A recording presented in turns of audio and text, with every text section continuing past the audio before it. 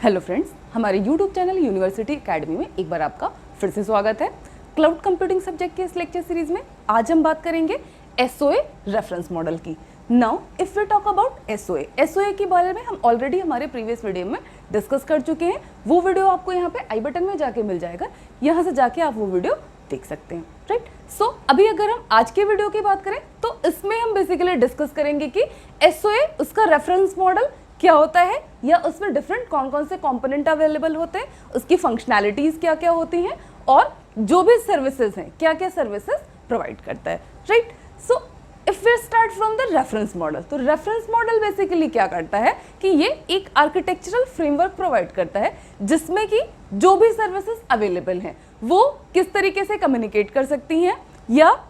आपस में उसका क्या कनेक्शन है, किस तरीके से सर्विसेज यूजर को प्रेजेंट कर सकती हैं, मींस वैरायटी ऑफ सर्विसेज जो भी अवेलेबल है वो किस तरीके से लिंकअप हो सकती है, इसके बारे में बेसिकली हम रेफरेंस मॉडल में डिफाइन करते हैं, राइट। तो अगर हम एसओए के रेफरेंस मॉडल की बात करें तो एसओए के रेफरेंस मॉडल में क्या होता है, बेसिकली यहाँ पे इनिशियली 5 लेयर्स अवेलेबल होती हैं जिसमें कि डिफरेंट फीचर्स होते हैं। वो अभी हम वन बाय वन डिस्कस करेंगे कि हर एक लेयर में क्या क्या फीचर्स अवेलेबल होते हैं। इसके अलावा एडिशनली यहाँ पे 3 लेयर्स और अवेलेबल होते हैं जो कि इस पर्टिकुलर यहाँ पे जो भी सर्विसेज प्रोवाइड की जा रही हैं उसको सपोर्ट करने के लिए ये यहाँ पे एडिशनल सर्विसेज प्रोवाइड की जाती हैं, राइट। सो अब अगर हम स्टार्ट करें तो एसओए में मैंने आपको क्या बताया था कि बेसिक इसके 2 कंपोनेंट कौन कौन से होते हैं, एक सर्विस प्रोवाइडर होगा यहाँ पे और एक सर्विस कंज्यूमर होगा, राइट। सर्विस प्रोवाइडर क्या करेगा, यहाँ पे जो भी सर्विसेज उसके पास अवेलेबल है ऑलरेडी उसको रजिस्टर करके यहाँ पे उसने वो सारी सर्विसेज ऑलरेडी क्रिएट कर रखी है। इसी तरीके से कंज्यूमर जो होगा वो इंडिविजुअल यूजर भी हो सकता है या कोई बिजनेस ऑर्गेनाइजेशन भी उस पर्टिकुलर सर्विस का कंज्यूमर हो सकता है। तो इस तरीके से यहाँ पे ये 2 कंपोनेंट आपस में कम्युनिकेट करेंगे, राइट। नाउ अब अगर हम देखें तो यहाँ पे अब सबसे फर्स्ट लेयर यहाँ पे जो इनिशियल लेयर होती है from the side of provider, तो इनिशियल लेयर प्रोवाइडर की साइड से जो होती है दैट इज टेक्नोलॉजी लेयर। तो टेक्नोलॉजी लेयर की अगर हम बात करें तो यहाँ पे बेसिकली क्या होता है, जो वेराइटी ऑफ एप्लीकेशंस वो यहाँ पे स्टोर होते हैं, या कोड जिस भी लैंग्वेज में ये एप्लीकेशंस कोड किए गए हैं वो सारी चीजें यहाँ पे अवेलेबल होंगी। इसके अलावा various databases of these applications जहाँ पे कि जो भी उसका डेटा होगा वो इन डेटाबेसेस में हम स्टोर कर सकते हैं। एंड ये एडिशनली एक ऑपरेटिंग सिस्टम होगा जो कि इन पर्टिकुलर सारे सिस्टम्स इसका मैनेजमेंट करने के लिए रिक्वायर्ड होगा, राइट। तो इस तरीके से ये होता है टेक्नोलॉजी लेयर जिसमें ये सारी चीजें ये सर्विसेज अवेलेबल होती हैं, right. Now if we talk about the next layer, तो नेक्स्ट लेयर होता है वो होता है एप्लीकेशन लेयर। सो अगर हम यहाँ पे एप्लीकेशन लेयर की बात करें तो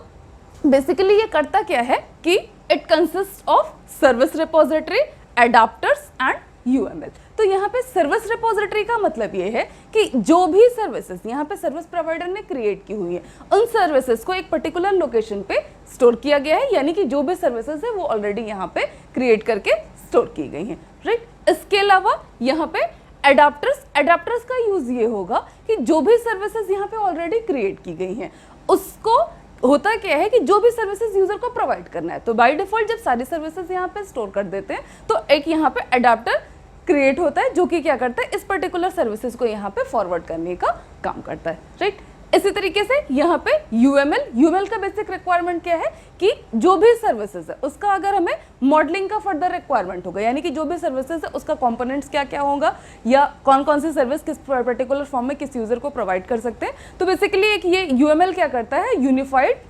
मॉडलिंग लैंग्वेज, जो कि एक मॉडिफाइड व्यू प्रोवाइड करता है कि जो भी वैरायटी ऑफ सर्विसेज है वो किस तरीके से प्रेजेंट होंगी, राइट। अब अगर हम नेक्स्ट लेयर की बात करें तो नेक्स्ट लेयर क्या है, दैट इज सर्विस लेयर। तो सर्विस लेयर में बेसिकली जो भी सर्विसेज होंगी वो ये है कि यहाँ पे जो भी रिक्वायरमेंट है, यानी कि जो भी सर्विसेज का रिक्वायरमेंट है तो वेराइटी ऑफ सर्विसेज जो बिजनेस साइड से रिक्वायर्ड है वो यहाँ पे स्टोर होंगी, प्लस जो सर्विसेज यहाँ पे क्रिएट की गई थी मैंने आपको प्रीवियस वीडियो में भी बताया था कि वो क्या होगा, किसी एक कॉमन फॉर्मेट में वो स्टोर की जाती हैं सो दैट यूजर जब भी इन सर्विसेज को एक्सेस करेगा तो उसी पर्टिकुलर फॉर्मेट में यहाँ पे रीड कर सकता है और उसको अपने पास जो भी सर्विसेज को यूज करना चाहता है वहां से उसको एक्सेस कर सकता है, राइट। तो यहाँ पे बेसिकली एक WSDL मैंने आपको बताया था जो कि क्या होता है कॉमन लैंग्वेज फॉर्म में जो डॉक्यूमेंट यानी कि जो एग्रीमेंट डॉक्यूमेंट होगा between consumer and the service provider, वो यहाँ पे इस पर्टिकुलर लैंग्वेज का यूज करके राइट किया जा सकता है, जो कि ये जो भी सर्विसेज है इनको सपोर्ट करने के लिए ये यूज होता है, राइट। अब इसी तरीके से यहाँ पे क्या होगा कि जो भी सर्विसेज हैं उन सब का एक मॉडिफाइड एंड जनरल फॉर्मेट, यानी जो भी फॉर्मेट प्रोवाइड किया गया है इस पर्टिकुलर एसओए आर्किटेक्चर में कि इसी फॉर्मेट में सारा का सारा सर्विस क्रिएट होना चाहिए, उसी फॉर्मेट में ये सारी सर्विसेज यहाँ पे प्रेजेंट हो जाती है, राइट। तो बेसिकली ये क्या करता है, it describes the functional capabilities of each and every service, यानी कि जो भी सर्विस यहाँ पे अवेलेबल है बेसिकली वो क्या फंक्शंस प्रोवाइड कर सकती है उन सारे सबके बारे में वो सारा डिस्क्रिप्शन इट्स पर्टिकुलर लैंग्वेज इस तरीके से यहाँ पे प्रेजेंट होता है, और यहाँ पे with the help of some APIs further next layer पे हम उसको फॉरवर्ड कर सकते हैं, राइट। अब अगर हम नेक्स्ट लेयर की यानी कि कंज्यूमर साइड से बात करें, ये तो हो गया सारा सर्विसेज की प्रोवाइडर जो भी है वो किस तरीके से सर्विसेज को प्रेजेंट कर सकता है। Now if we talk about कि कंज्यूमर वो इन सर्विसेज को किस तरीके से एक्सेस करेगा, तो होता क्या है, यहाँ पे एक लेयर प्रोवाइड की गई है कंज्यूमर लेयर।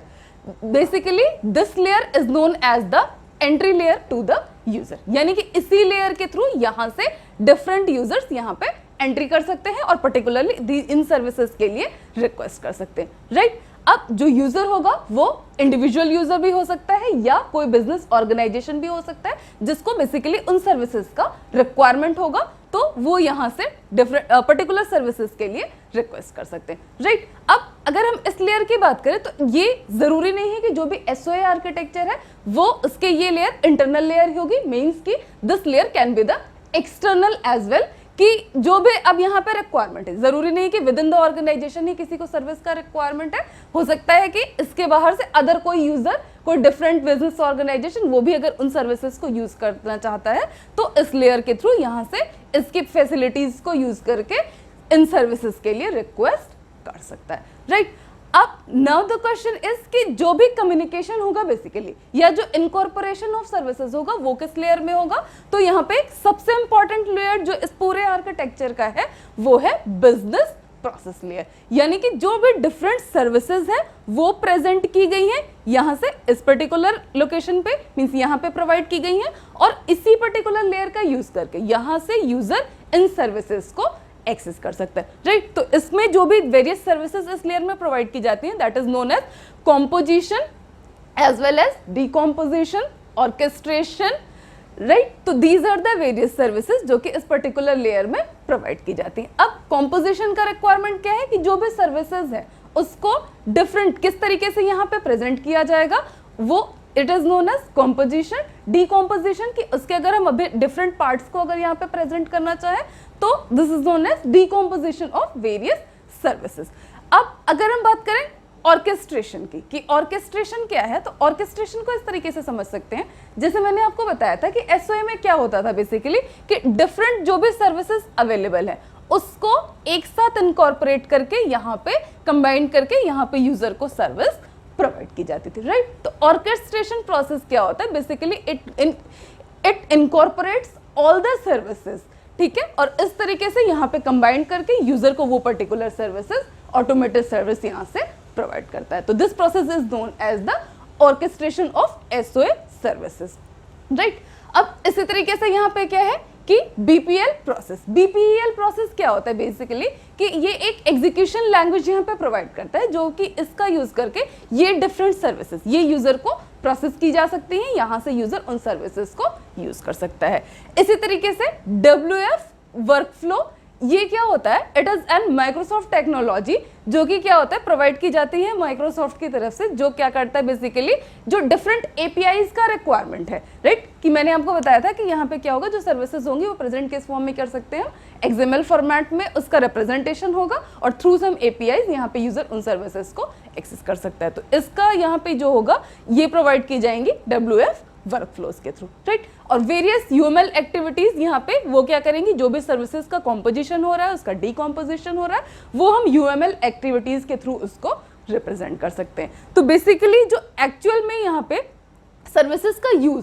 यूजर यहाँ पे कर पा रहा है वो पर्टिकुलर यहाँ पे इस लेयर में यानी कि बिजनेस प्रोसेस लेयर, इस लेयर में क्या होगा कि जो एक्चुअल सर्विसेज उसका कॉम्पोजिशन उसको कंबाइंड करके और वो यूजर को यहाँ पे प्रेजेंट की जाएंगी। तो इस तरीके से यहाँ पे यूजर सर्विसेज को एक्सेस कर पाएगा, राइट। तो ये तो हो गया बेसिक 5 लेयर का यहाँ पे डिस्क्रिप्शन। अब अगर हम यहाँ पे एडिशनल लेयर्स की बात करें कि फिर ये लेयर्स क्या क्या काम करते हैं, तो इसको हम देख लेते हैं। तो फर्स्ट लेयर यहाँ पे एक जो प्रोवाइड की गई है इंटीग्रेशन लेयर। तो इंटीग्रेशन लेयर बेसिकली क्या करता है कि जो वेराइटी ऑफ सर्विसेज यहाँ पे अवेलेबल है उसको एक फॉर्म में यहाँ पे प्रेजेंट करके उसका एक यूनिफाइड व्यू प्रेजेंट करता है, उन सबको इंटीग्रेट करके यहाँ पे यूजर को प्रेजेंट करता है, जिसकी हेल्प से यूजर उन सर्विसेज को एक साथ देख सकता है कि क्या क्या सर्विसेज यहाँ पे अवेलेबल है, राइट। अब इसी तरीके से नेक्स्ट हम बात करें, नेक्स्ट यहाँ पे जो है दैट इज QoS लेयर। तो QoS लेयर बेसिकली क्या करता है कि डिफरेंट सर्विसेज जो प्रोवाइड की गई हैं उसका क्वालिटी चेक कि क्या क्या सर्विसेज प्रोवाइड की गई हैं, उसका मैनेजमेंट, उसका मॉनिटरिंग और उसका सिक्योरिटी मैकेनिज्म, ये सारी चीजें मैनेज होती हैं QoS लेयर में। क्योंकि कोई भी अगर लेयर्ड आर्किटेक्चर या कोई भी सर्विस कहीं पे भी यूज किया जा रहा है तो वहां पे पॉसिबिलिटी इस चीज़ की होती है कि जो भी डेटा प्रोसेस हो रहा है या जो भी यहाँ पे यूजर सर्विसेज को एक्सेस हो रहा है तो उसका सिक्योरिटी बेसिकली क्या है, क्या प्रोविजन है वहाँ पे सिक्योरिटी का, किस बेसिस पे सिक्योरिटी को वहाँ पे मैनेज किया जा रहा है। तो वो सारी चीज़ें इस पर्टिकुलर लेयर में चेक की जाती हैं, उसको सर्विसेज को उसको सिक्योरिटी प्रोवाइड की जाती है, राइट। अब इसी तरीके से लास्ट लेयर की हम बात करें यहाँ पे, तो दिस इज गवर्नेंस लेयर। तो गवर्नेंस लेयर यहाँ पे बेसिकली क्या होगा, 2 फॉर्म में प्रोवाइड किया जाता है, the governance of SOA as well as service governance, right. SOA governance की बात करें तो जो भी डिफरेंट कंप्लीट आर्किटेक्चर यहाँ पे प्रोवाइड किया गया है SOA, उसका गवर्नेंस कि इसमें क्या क्या सर्विसेज होंगी, उसका क्या एग्रीमेंट होगा, कौन सी सर्विस किस यूजर को प्रोवाइड की जाएंगी, या इस तरीके से जो SOA का सारी चीजें उसका स्टैंडर्ड्स, क्या स्टैंडर्ड्स यूज किए जाएंगे, क्या प्रोटोकॉल्स यूज किए जाएंगे, वो सारी चीजें वो इसमें उसका गवर्नेंस इसमें मेंटेन होगा। अब अगर सर्विस गवर्नेंस की बात करें तो सर्विस गवर्नेंस में बेसिकली क्या होगा, इंडिविजुअल जो भी सर्विसेज है, मींस यहाँ पे तो क्या कर रहे हैं उसका कंबाइंड व्यू हम प्रेजेंट कर रहे हैं, बट यहाँ पे इंडिविजुअल सर्विसेज उसका क्या एग्रीमेंट है और ये सारी चीजें यहाँ पे ये मेंशन होंगी। तो इस तरीके से ये होता है SOA रेफरेंस मॉडल, जिसमें कि डिफरेंट लेयर्स यहाँ पे प्रोवाइड की गई हैं और हर एक लेयर का फंक्शनैलिटी मैंने आपको बताया। तो इस तरीके से SOA रेफरेंस मॉडल फर्क करता है, राइट। तो आज के लिए इतना ही। अगर आपको ये वीडियो अच्छा लगा हो तो आप इसे लाइक कर सकते हैं और हमारे चैनल को सब्सक्राइब नहीं किया है अगर अभी तक तो उसको सब्सक्राइब भी कर सकते हैं। बाकी की चीज़ें हम अपने नेक्स्ट लेक्चर में लेके आएंगे। Thank you so much.